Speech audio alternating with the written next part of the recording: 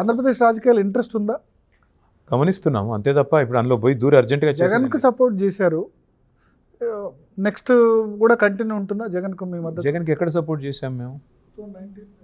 Not at all. మేము అల్టిమేట్గా మీరు ఒకటి గుర్తుపెట్టుకోండి, చంద్రబాబు నాయుడు గారు ఆనాడు మాకు వ్యతిరేకంగా తెలంగాణలో కాంగ్రెస్తో పొత్తు పెట్టుకున్నారు. సహజంగా ఏమంటాం మేము, మమ్మల్ని ఓడించడానికి వచ్చినప్పుడు రిటర్న్ గిఫ్ట్ ఇస్తామని చెప్పాము, ఇచ్చాము. తప్పేం? బస్ మీకు అల్టిమేట్గా రాజకీయాల్లో మాకు అందరూ ఫ్రెండ్సే. నాకు లోకేష్ గారు మంచి ఫ్రెండు, జగన్ గారు ఒక అన్న, కళ్యాణ్ గారు కూడా ఫ్రెండు. నేను ఇప్పుడు ఎవరితో ఉన్నావు నువ్వు అక్కడ అంటే నేను ఏం చెప్పాలి మీకు? నేను ముగ్గురు కూడా నాకు బాగా తెలుసు, ముగ్గురు ఫ్రెండ్సే. ఇప్పటికి కూడా కేసీఆర్ చంద్రబాబు పేరు వాళ్ళు ఇస్తున్నారు కదా. మొన్న కార్యకర్తలు చంద్రబాబు నాయుడు మళ్ళీ అధికారంలోకి, జైరాబాద్ కార్యకర్తలు వాళ్ళు ఉన్నప్పుడు మీడియాలో మళ్ళీ చంద్రబాబు ఇక్కడ అధికారం చెలాయించాలని చూస్తున్నారు అని చెప్పి.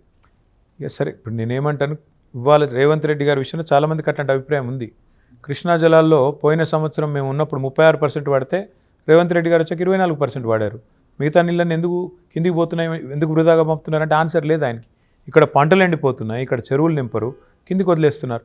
గోదావరి నీళ్లు అనవసరంగా మేడిగడ్డ మీద ఒక కక్ష పెంచుకొని, కేసీఆర్ గారి మీద కక్ష పెంచుకొని రిపేర్ చేయకపోవడం వల్ల ఇవాళ కిందికి నీళ్ళు పోతూ ఉన్నాయి. దానివల్ల మరి గోదావరి కింద ఆంధ్రాకి పోతుంటే చంద్రబాబు గారు ఆడిచ్చినట్టు ఈయన ఆడుతున్నాడేమో అని అనుమానం వస్తే తప్ప. అంటే కేటీఆర్ పర్సనల్గా కొంచెం క్యారెక్టర్ అసాసినేషన్ చేశారు మీరు అధికారంలో ఉన్నప్పుడు. కొన్ని సందర్భాలు ఫీల్ అయినట్టు కూడా ఉంటుంది కదా, ఫ్యామిలీ కూడా డిస్టర్బ్ అయినట్టు. అంటే ఎవరు చూడండి ప్రత్యక్షంగా డైరెక్ట్గా చూసినట్టు వాళ్ళతో వీళ్ళతో మీరు అసెంబ్లీలో కూడా మన చాలా ఉద్వేగంగా మాట్లాడారు. వాళ్ళతో వీళ్ళతో సంబంధాలు అంటగట్టినప్పుడు దాన్ని చాలామంది నమ్మారు నిజం అనుకొని.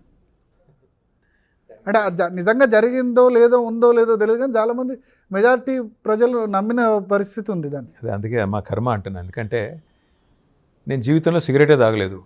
ఇవాడు పనికి మాలిన ముఖ్యమంత్రి వాడు నువ్వు డ్రగ్ అడిక్ట్ అంటాడు. వాడు మనిషా ఇంకేమన్నా అనాలో నాకు అర్థం కాదు.